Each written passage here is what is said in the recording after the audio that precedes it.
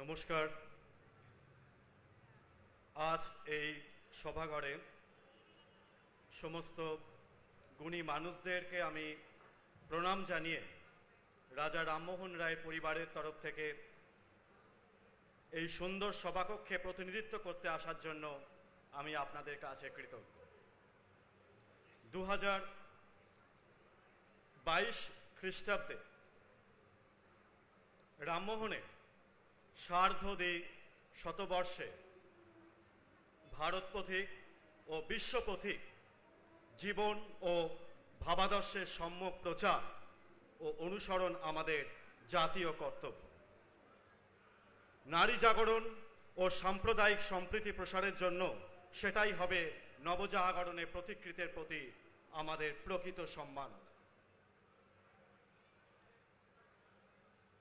রামমোহন জন্মগ্রহণ করেছিলেন ভারতবর্ষের সেই ঐতিহাসিক সময় যখন আমাদের দেশ ছিল এক তমসাবৃত।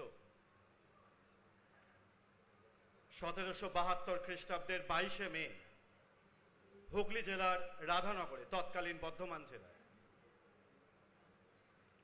রামমোহন রায় জন্মগ্রহণ করেছিলেন ব্রাহ্মণ পরিবারে।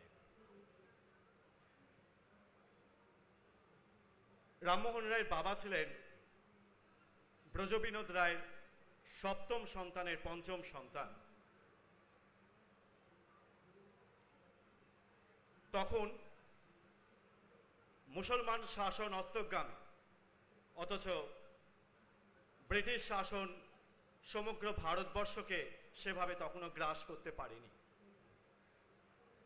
সেই তমসাবৃত থেকে আমাদের মুক্তি দিতে এলেন দেব শিশু রামমোহন। রবীন্দ্রনাথ বলেছেন, ভারতবর্ষের হৃদয় রামমোহনের হৃদয়, তাই তিনি আখ্যা দিয়েছেন ভারত পথিক। একথা সার্বিক সত্য, কিন্তু রামমোহনের জ্ঞান, তার সত্তা ছিল আরো ব্যাপক, আরো বিস্তার। বুদ্ধ যুগের পরে ভারতবর্ষে প্রথম আধুনিক এবং বিশ্বপথিক রামমোহন।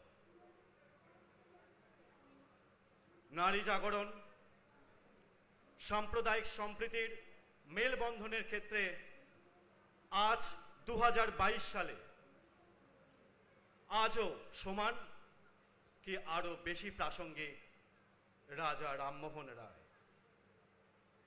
রামমোহনের বহুবিধ প্রতিভার মধ্যে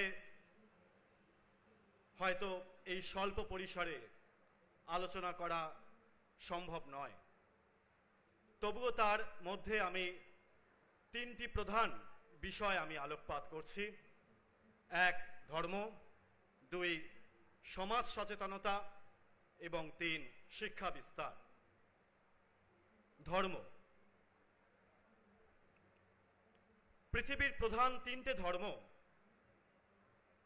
হিন্দু, ইসলাম এবং খ্রিস্ট ধর্মের মূল ঐক্যগত সত্তা তিনি উপলব্ধি করেছিলেন।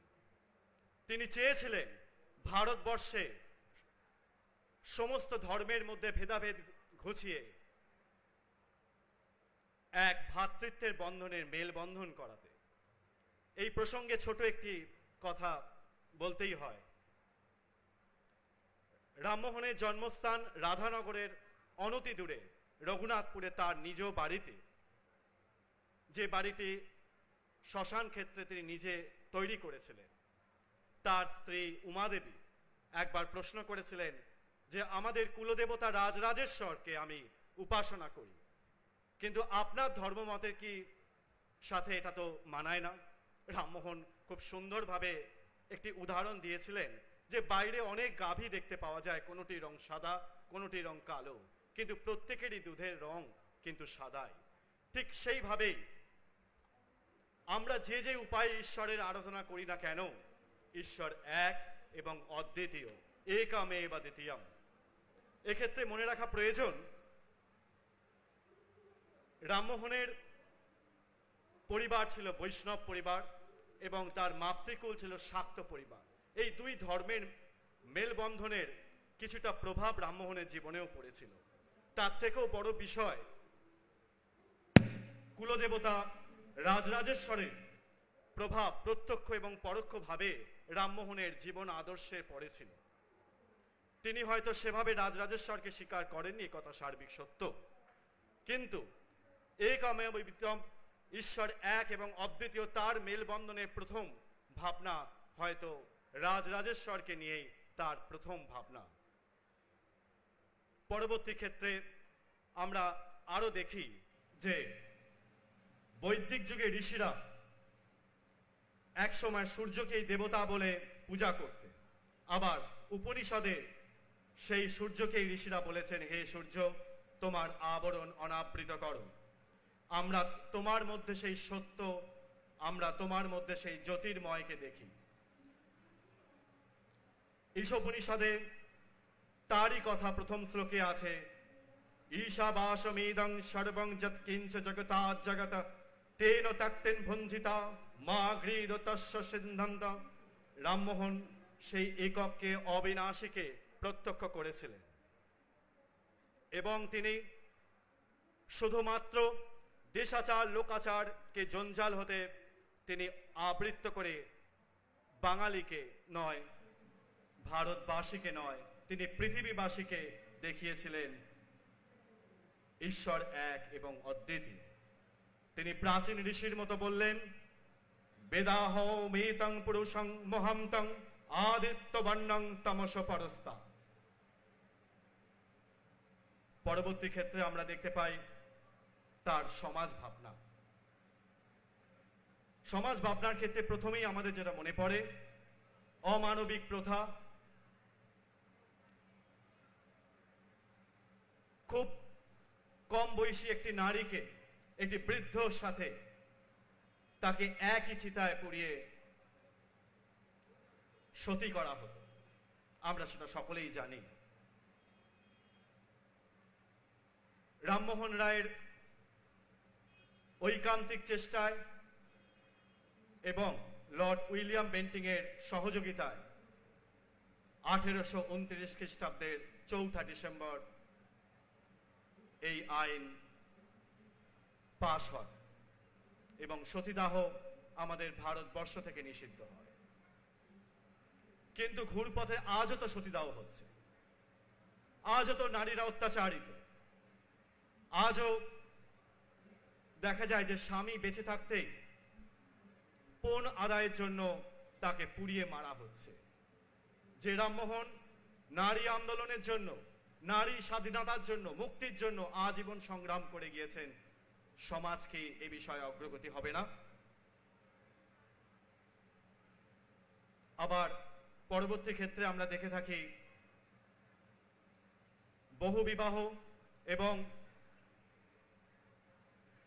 নারীদের সম্পত্তির অধিকারের বিষয়ে তিনি জোর দিয়েছিলেন। পরবর্তীকালে ভারতবর্ষে এবং স্বাধীন ভারতে হিন্দুদের জন্য এই আইন পাশ হয়। এর পরবর্তীকালে আমরা যে বিষয়টি আমি আলোচনা করব সেটি শিক্ষা সংস্কার। আর এই শিক্ষা সংস্কারের ক্ষেত্রে প্রথমেই যেটি মনে পড়ে, 7 মিনিট ওভার হয়ে গেছে আর 3 মিনিট আছে, কাইন্ডলি প্লিজ বুক রিলিজটা করে নিন। হ্যাঁ, রামমোহনকে বলতে গিয়ে তো প্রচুর বিষয় এসেই যায়। লর্ড আমহার্স্টকে লেখা সেই পত্রটি কথা আমরা ভুলতে পারি না, সেটি হয়ে রয়েছে একটি আলোকবর্তিকা। রামমোহনের জ্ঞান, রামমোহনের পরিধি, তার শিক্ষার পরিধি, তিনি চেয়েছিলেন পাশ্চাত্য শিক্ষাকে ভারতবর্ষে বুকে নিয়ে আসতে, ইংরেজি শিক্ষায় শিক্ষিত করতে। আজ 250তম জন্মদিনের প্রাককালে দাঁড়িয়ে আমি আবেদন করব রামমোহনের নামে আরো চর্চা হোক। তিনি ছিলেন যেমন বাংলা গদ্যের জনক এবং সর্বোপরি সাংবাদিকতারও জনক। তাই রবীন্দ্রনাথের এই 4টে লাইন বলে আজ আমি আমার বক্তব্য শেষ করছি। এটি খুবই সত্য। 1940 সালে তিনি লিখেছিলেন, হে রামমোহন, আজ শতেক বৎসর করি পার, মিলিল তোমার নামে দেশের সকল নমস্কার। মৃত্যু অন্তরাল ভেদি দাও তব অন্তহীন দান, যাহা কিছু জরাজীর্ণ তাহাতে জাগাও নবপ্রাণ, যাহা কিছু মূঢ় তাহে চিত্তের পরশমণি তব, এনে দিক উদ্বোধন, এনে দিক শক্তি অভিনব। জয় ভারতের জয়, জয় বাংলার জয়, জয় রামমোহনের জয়। নমস্কার।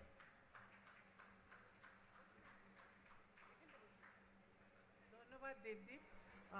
আমি শুনেছি এবং বোধহয় ঠিকই শুনেছি যে আপনি রাজা রামমোহন রয়ের পরিবারের থেকে, তো সেই জন্য আমরা খুব গর্বিত অনুভব করছি যে আপনি আজকে এখানে এসেছেন আর এই অনুষ্ঠানে কিছু বলতে পেরেছেন। আমাদের যদি এইটা আগের থেকে প্রোগ্রামটা হতো তাহলে আমরা আরও অনেক সময় দিতাম এই প্রোগ্রামটাতে, কেন কি রামমোহনের চর্চা তো আর শেষ করা যায় না, এটা অনেকক্ষণ অনেক অনেক চর্চা আছে আর আমাদের করতে থাকতেই হবে। একটি বই আছে জয়ন্ত রায়ের লেখা, সেটা আমরা রিলিজ করে আমরা নেক্সট প্যানেলে যাব। একটু বইটা একটু ওখানে গিয়ে একটু তুলে ধরুন প্লিজ জয়ন্তবাবু। না না না, হ্যাঁ দেবদীপ বাবুর হাত দিয়ে। হ্যাঁ হ্যাঁ, নেক্সট প্যানেলে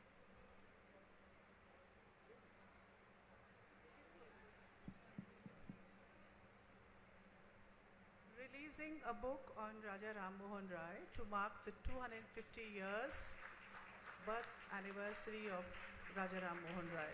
We are really proud and honored and privileged to be able to do this. The author is Jayanta Roy.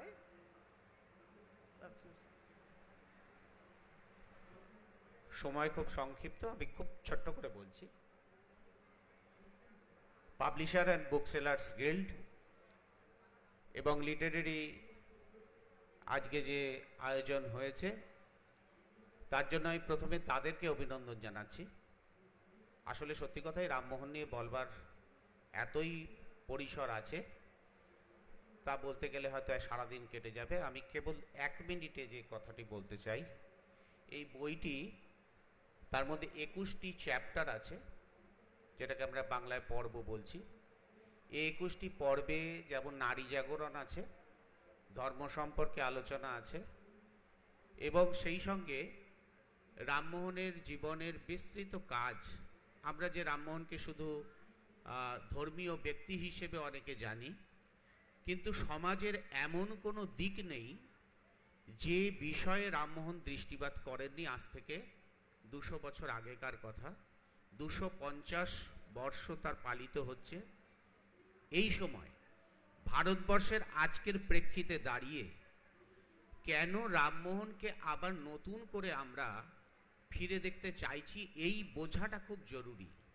এবং আমাদের বঙ্গদেশে যে বাংলা নবজাগরণের অগ্রপথিক রামমোহন, সেই রামমোহন কোন নবজাগরণ আমাদের সামনে উপহার দিয়েছিলেন, যার ফলে আজকে আমরা মেরুদণ্ড সোজা করে এই রকম একটি সভায় বসে আছি, এই রকম উত্তরণের পথে চলছি।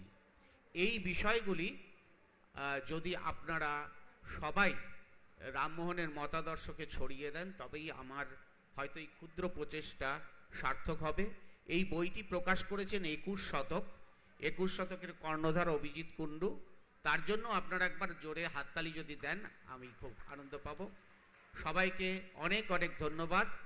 বইটি যদি আপনাদের ভালো লাগে তাহলেই আমাদের এই কর্মপ্রচেষ্টা সার্থক হবে। নমস্কার, ধন্যবাদ। ধন্যবাদ জয়ন্তবাবু। না একটু যাবেন না? আমরা সবসময় কলকাতা লিটারেচার ফেস্টিভ্যালের শেষে সবাইকে একটুখানি করে মিষ্টি দিই কলকাতা, তা আপনাদের দিতে হবে। ধন্যবাদ, থ্যাংক ইউ।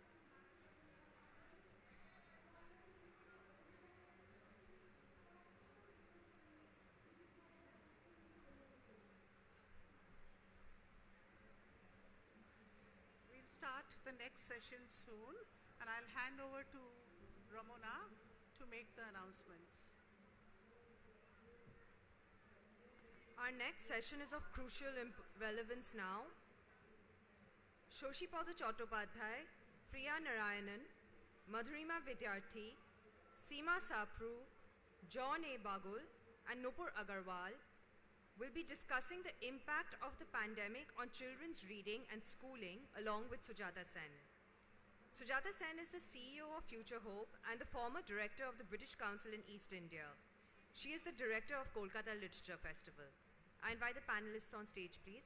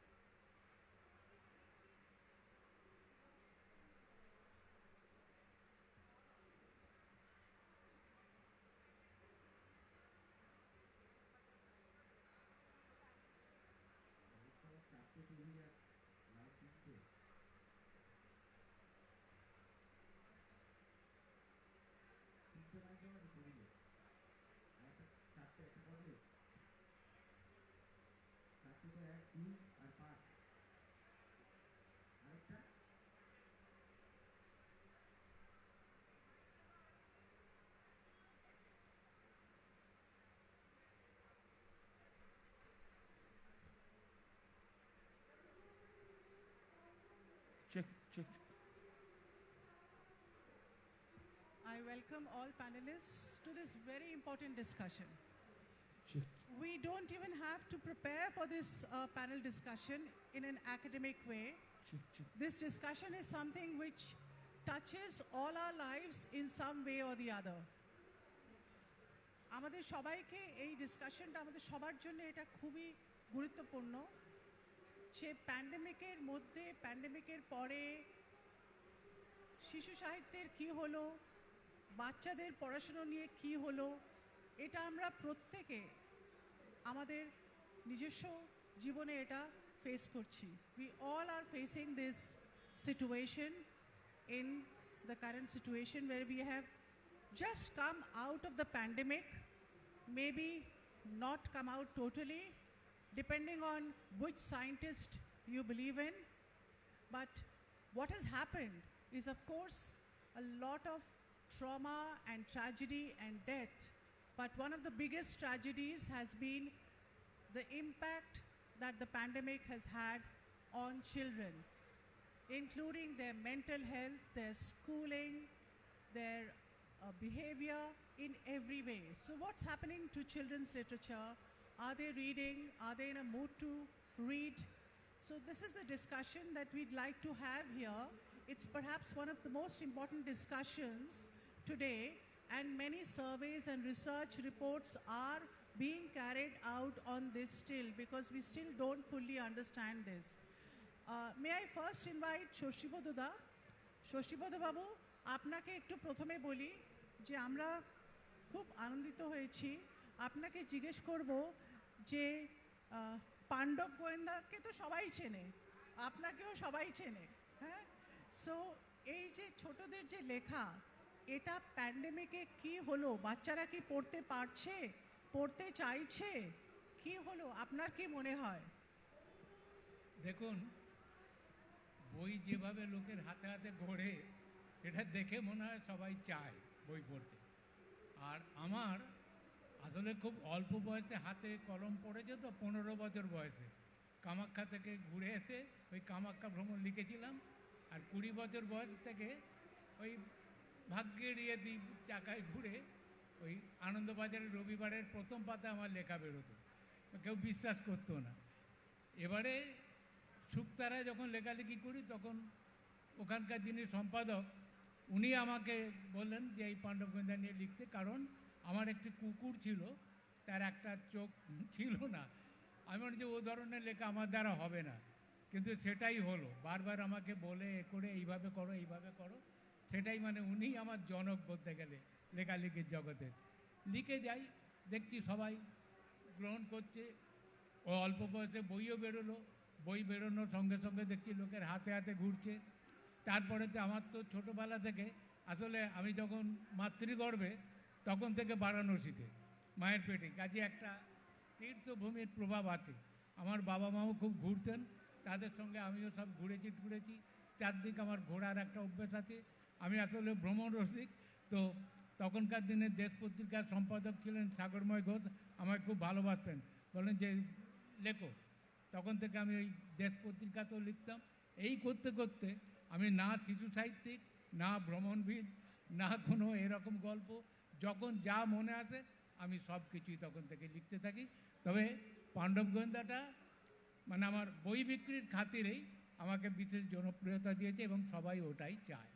এটাই আমার ভাগ্য। এখন কি বাচ্চারা পড়ছে, কিংবা ওরা ওদের পড়ার ওই মেন্টাল হেলথ আছে যে বইটা পড়বে এই 2 বছর হ্যাঁ। ঘরের মধ্যে আটকে থেকে? বই পড়ছে সবাই, সব কিছুই আছে।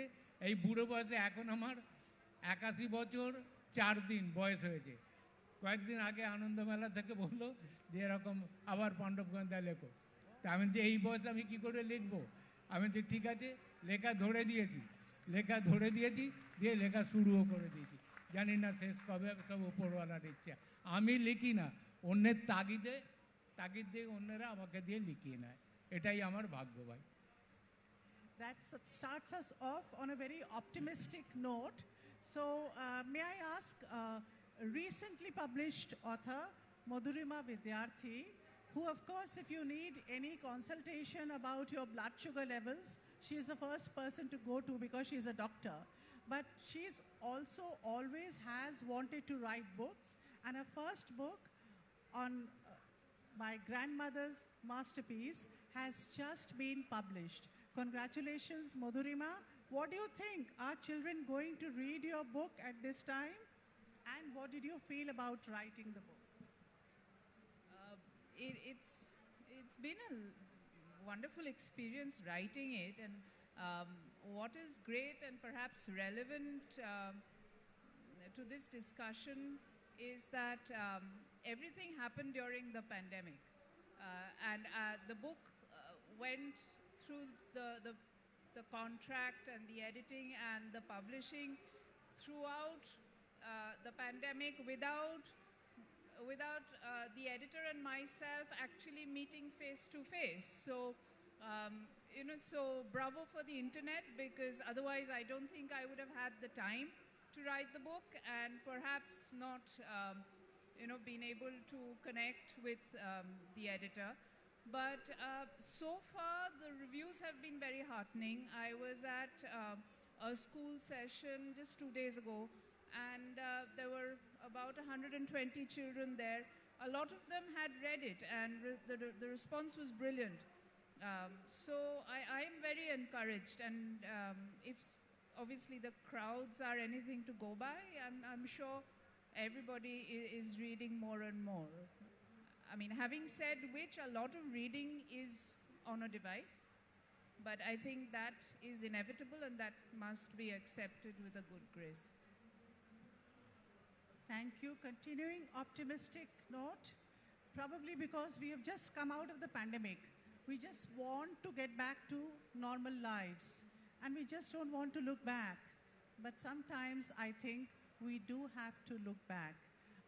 May I ask John Bagul, who's the principal of South City International, to tell us what he feels happened during the pandemic with children's reading and children's schooling. Well, good evening, everyone, and thank you, ma'am, for that wonderful question. The past 2 years have been tough for each and everyone on this planet, whether it's adults or children, India or abroad. Each one has handled the pandemic differently, but we as educationists have really taken a beating, because we are here for children, of children, and we are here by children. And when our schools were shut, obviously due to health issues, we were not able to effectively reach out to children in the physical format, because children love their kinesthetic skills. They love to learn by looking, touching, doing it experientially.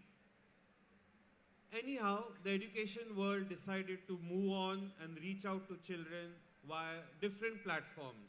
We went through a learning experience ourselves, and even if a school is technologically advanced, having smart boards, it did not help much because the children were not into technology. Children were all children were basically first generation learners in the digital world. Teachers may have been using platforms and using technology, but for children from 2 years old to 12 standard, it was always going to class unless they were joining some All India tutorials and coaching, etc. That was there. Technology was there, is there, will be there. But we have to see the effect on our education and learning process. And when we look at reading per se, reading took a backseat, and I would say reading is the gateway to learning. The earlier a child starts reading, those skills are given to a child, literacy skills, the child can pick up different subjects. And if reading stops, learning stops, by and large. Now at this level, when we speak about children, 3 levels I would say. The children who come from progressive families, I'm not talking about progressive schools, progressive families, irrespective of the school. Children who belong to families where they don't have any knowledge of how to educate them on themselves, and children who are specially abled. Now children who are specially abled, I would think they were the worst hit during this. We can speak about 3-year-olds and 5-year-olds having difficulty in online learning, but I empathize with those parents who went ahead and tried to do their best for children with special needs, specially abled children. I would say they are the worst hit right across all economic backgrounds, right across all schools. Then we come, of course, because when we take interviews now of little kids who are coming, things have opened up. We see a marked difference that even though kids from 2 years to 3 years or 4 years didn't go to school, but it all depends on what the families did with those children. So if I have to generalize, I would say learning has been hit. The teaching learning process has not been as effective as it would be in a physical world. Children have been affected psychologically, mentally. A lot of younger kids have gone into depression. Families have gone into depression due to various factors. When these kids have come back, we are just looking at hand-holding and taking care of their emotional needs rather than their learning needs, because learning will continue. A learning gap, whether it's a Stanford or any other, all have realized that there's a huge learning gap from the low-income group to the urban society. That learning gap is throughout from K to 12 to universities. Imagine technical and medical and engineering all doing online learning. NCC was online. So obviously things have taken a backseat, but I'm sure we can look forward and be more optimistic and iron out the wrinkles. Thank you. Thank you, John. Yes, we have to look forward. We have no other option. But I think we are still under the impact of the 2 years and what it has done to our children. Although Madhurima and Sasthipada Babu have both said that they were continuing to write and his books are selling and he's been asked to write more. Priya, I'll come to Priya Narayanan, who's an award-winning children's author and writer. And I'm so grateful you've come down from Bombay for this panel. Priya, what is your view on the impact of the pandemic on children's reading and schooling? Thank you, all of you. Thank you, Sujata, for having me on this panel. I think I'll answer the question both as a writer and a mother, because I have kids who have been impacted by the pandemic.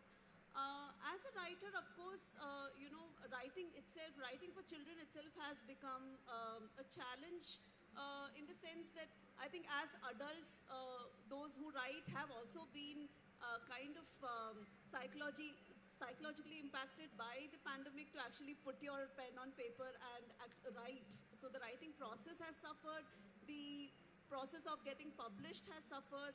Publishers are, going slow with their acceptance of manuscripts. So that's a whole, and I think in a way that is impacting the new books that are coming out into the market. And so there are that many fewer books for children to read. If I look at it from the other perspective of children as readers, how they are getting impacted, I think the biggest, trouble is that families have somehow cut down on purchasing books. I think they've kind of put it as lower priority to buy books. They are saving up, at least they have been saving up in these last 2 years for basic needs. And of course, I'm not talking about the really uber rich, but the middle class. The middle class does not really look at spending on books as a very important thing right now. And it's of course changing now that things are opening up. But that was one issue. And the other one, I think, is because of that, a lot of children have transitioned from reading to the visual, media. So, watching programs on OTT, on TV. And that, I think, has really had a lot of negative impact. Children are now hooked on to those platforms, and to, bring them back to reading books is a challenge. I find that a challenge myself as a mother, because it is the lure of the visual media. I remember reading Italo Calvino, in his book, 6 Memos for the New Millennium. He was talking about how visibility is so, important as a writer, but it is also kind of disruptive in the sense that, of course, he wrote it 40 years back, when it was only the advertising, which was taking over the attention of, otherwise readers. But today, I think it's happening with all these OTT platforms where people are just consuming, very fleeting kind of, ideas. They're not retaining those ideas in their minds, and they're not engaging with those ideas. And that's all the more sad for children, because they just look at these images and they forget about them, and they don't have anything to hold on to. So I think that's a very, very sad, impact of the pandemic, and I just hope that things get back to normal ASAP. Thank you, Priya. We have with us Nupur Agrawal, who's a children's books and media illustrator. Now, we know that children's books are incomplete without those illustrations. And in many cases, children's illustrators are as important and as famous as the writers themselves. Nupur, has the pandemic had any influence and impact on your thinking of illustrating children's books? Hello. Yeah, I think the pandemic has definitely impacted on illustrators.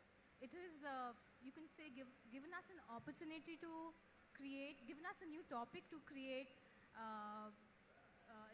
books and write, but there's a huge responsibility on us as illustrators to the message we are sending across to children, what kind of books they read, how to spread the information about pandemic, their warriors, people who are affected by it. So it's a huge responsibility on us to, give away the message properly. And I think the reading has taken a toll during the pandemic. As children are back at home, and they, especially in the middle income family, where people don't have the resources, you wouldn't find books available in their houses. Not only because it's a method of saving, but they just don't have regular children books available. So I think, yeah, it has been, it is a bit difficult during these times. May I now go to Seema Sapru, who's the principal of Heritage School, and of course a very renowned educationist. She runs a large establishment, as does John, with children, and she's, of course, directly first-hand experienced the impact of the pandemic and done actually things about it. So, Seema. So good evening, everyone. Thank you, Sujata.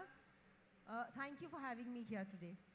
So I wanted to begin by saying that, when we talk about reading and writing and about schooling, I can't think about only reading in terms of reading for pleasure.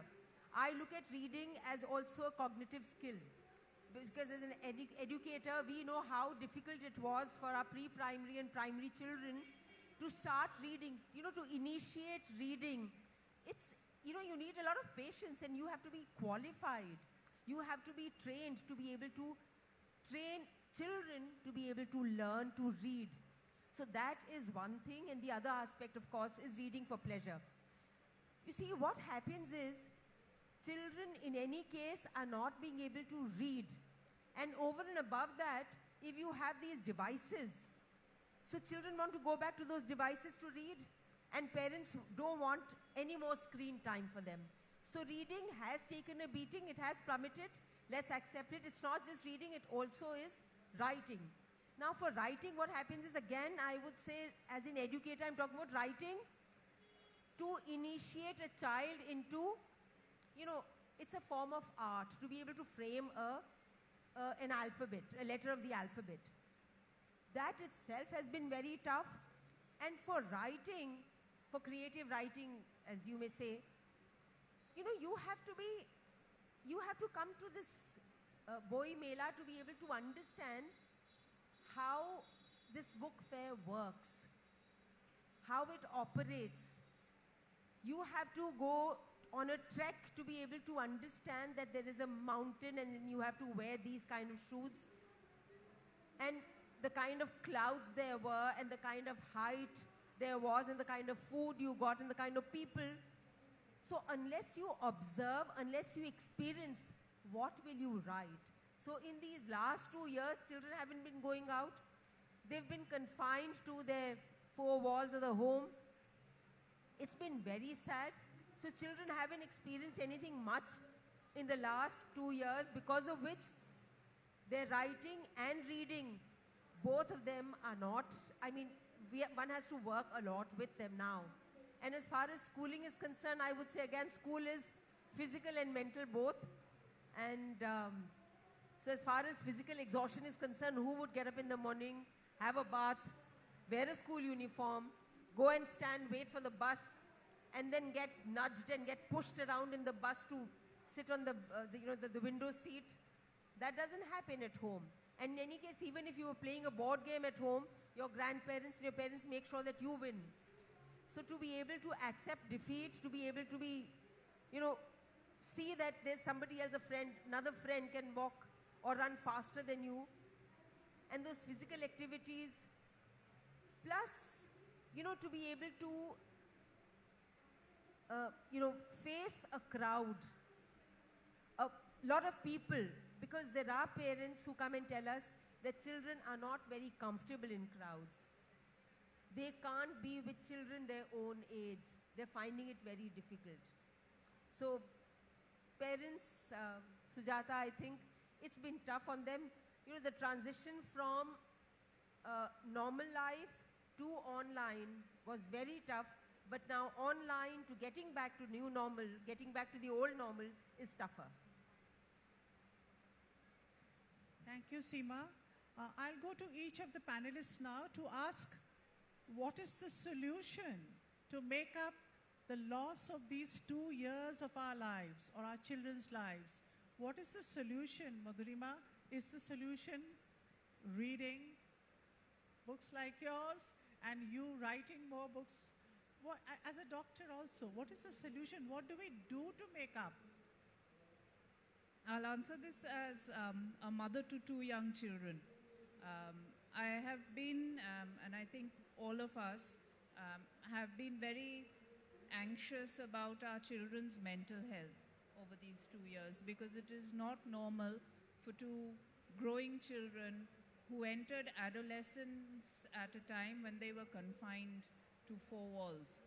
And it is the loss of this freedom, the free space, that has impacted them, that has upset them. It was a world for some time that they couldn't understand. It was a world they couldn't come to terms with. And suddenly they had a whole set of new rules put into place. So hopefully now that the pandemic is behind us, it is a huge responsibility to ease them back into the real world. And suddenly they are being told not to do all the things that they have been asked to do, forced to do over these 2 years. All the really, really important safety precautions that we have put into place are slowly being taken away. So there is a lot of confusion.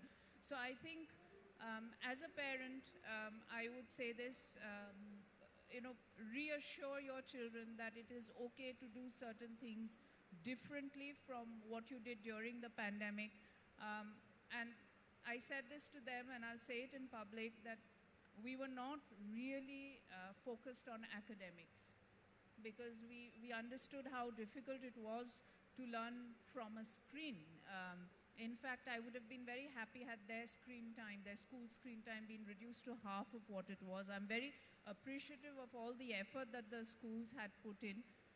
But I think from the children's point of view, I did say to them, please don't focus on academics, focus on staying healthy, finding, try and find strength in the situation, and just find the patience to get through while you stay safe. Because they were very high risk. We have, my husband and I are both doctors. There are a lot of vulnerable elders at home. So we were having to be extra careful. But now, hopefully, it's getting them to ease into the normal world again.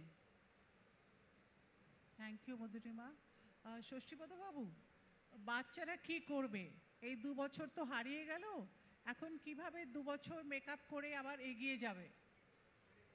আপনি বলুন, একটা গল্প দিয়ে বলুন। কিচ্ছু হারিয়ে যায় না আমাদের, সব টিকে থাকে, ঠিক সময়ে তারা মাথা চাড়া দিয়ে ওঠে, নিয়ম তাই। কোনো কিছু হারিয়ে যাবে না, সব কিছু থাকবে। আজকে আমি একটু অতিরঞ্জিতই বলতে বোধহয়, লেখক হওয়ার সুবাদে বিভিন্ন জায়গায় যাই তো দেখছি গাদা গাদা বই আমার বাড়িতে আসছে। কী রকম বই? মেয়েরা স্বতঃস্ফূর্তভাবে সব কবিতা লিখছে, কত কবিতা লিখছে সব। আমার দেখে খুব আনন্দ হয়। বেশিরভাগ যেন মেয়েদের ভেতরে লেখার একটা প্রেরণা এসে গেছে। বাংলার বিভিন্ন স্থান থেকে আসছে গাদা গাদা কবিতা লেখা। সব কবিতা হয়তো উত্তীর্ণ নয়, তারা চেষ্টা করছে, চালিয়ে যাচ্ছে, সব ঠিক আছে, কিচ্ছু বেসামাল হয়নি, একটু এদিক ওদিক হয়। এটা কি একটা নতুন জীবন নয়? নতুন জীবন, এটাও নতুন জীবন।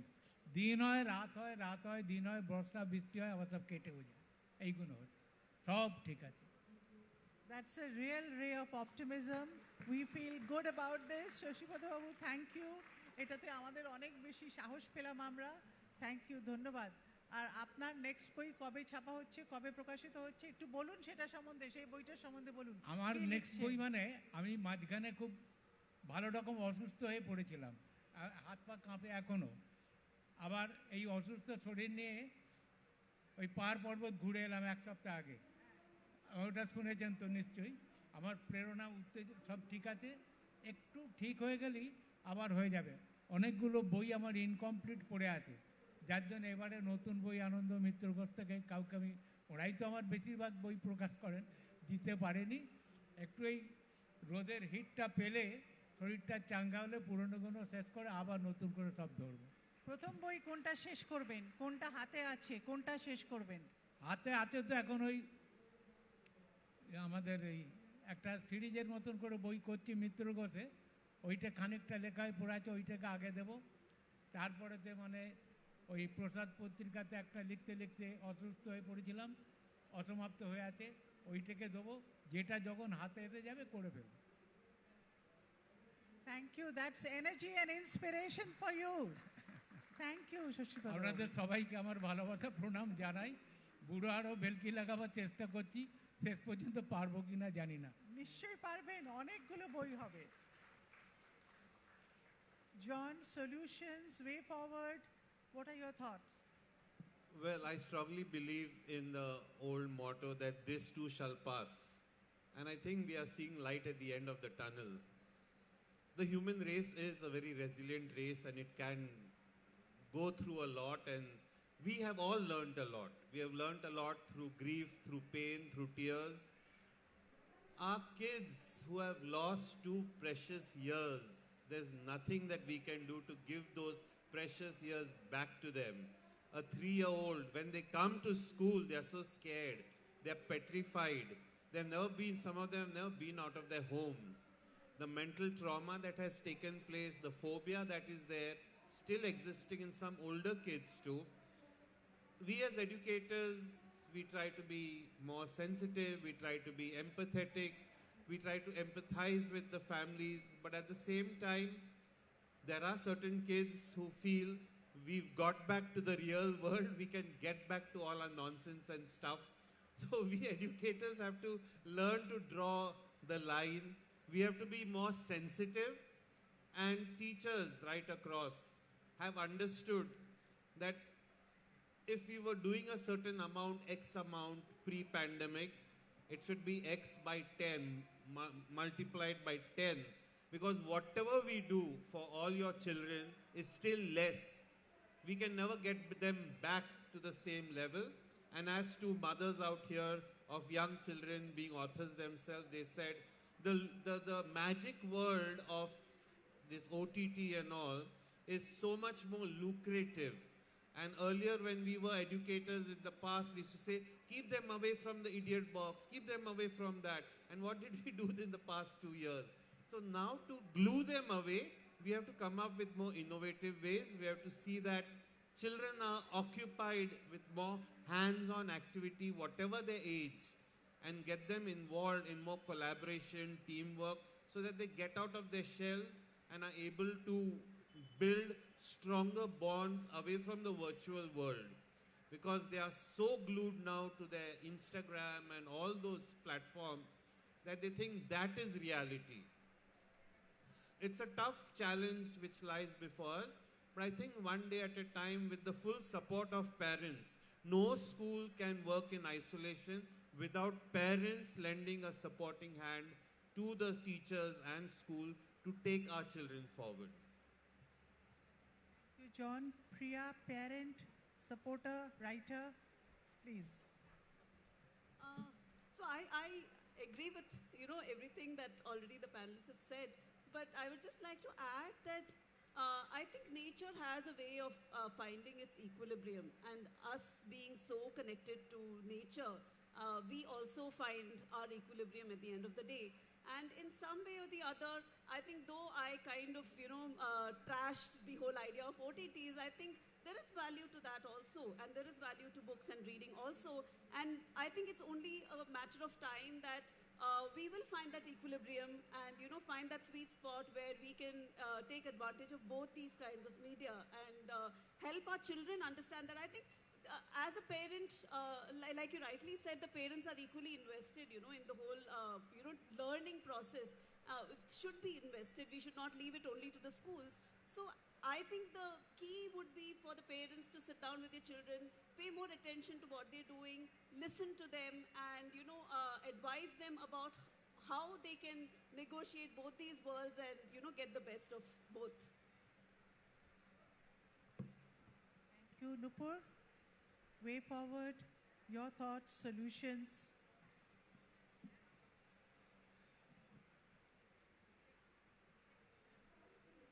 So I feel one of the solutions is to simply be brave and take small steps forward.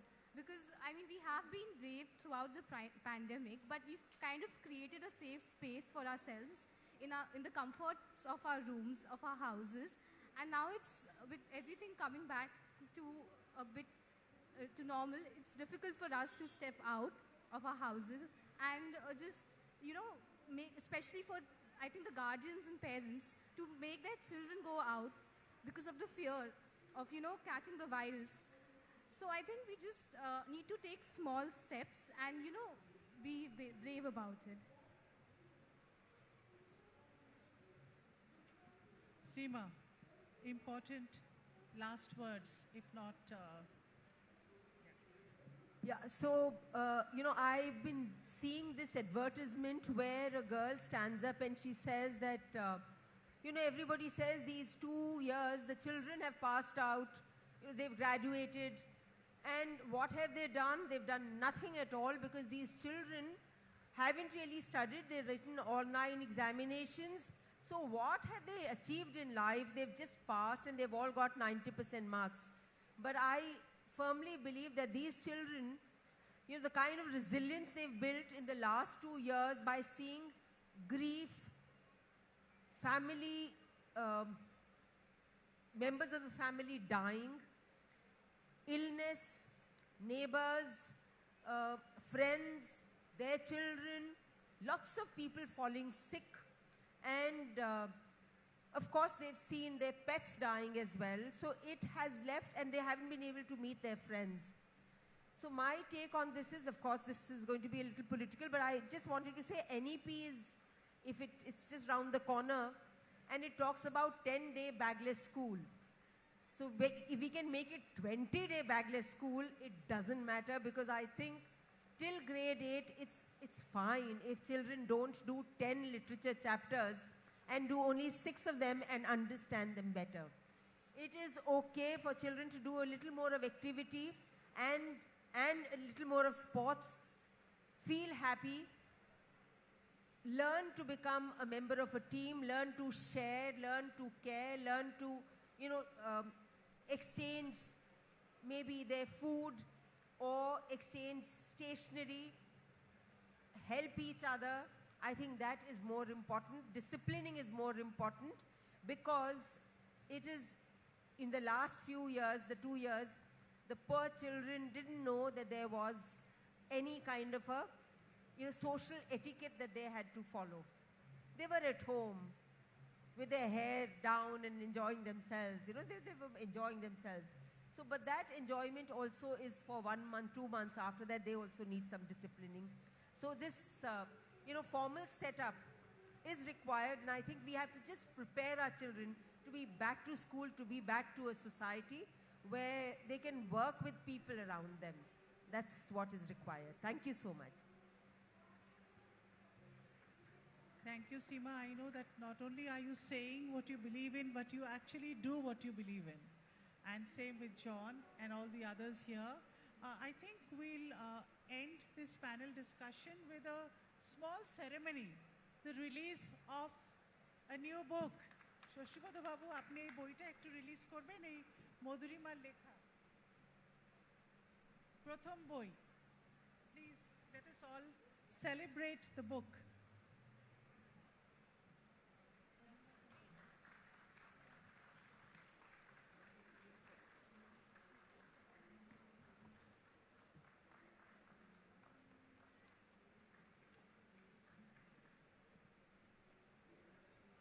Thank you. Everyone here would believe that the book remains important in spite of all the OTTs.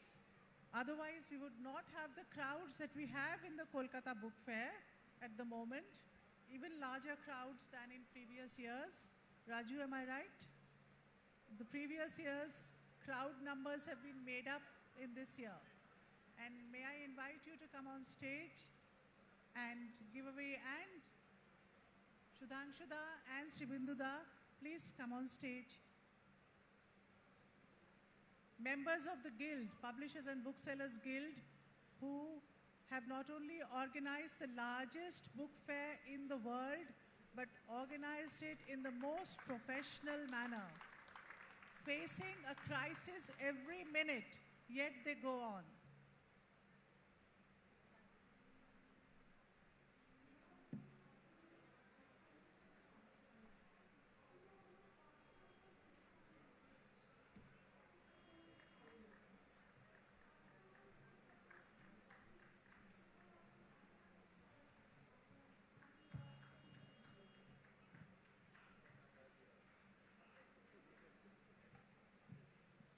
I'm sorry I had to bring the discussion to a close because I have my boss sitting there who's telling me to stick to time.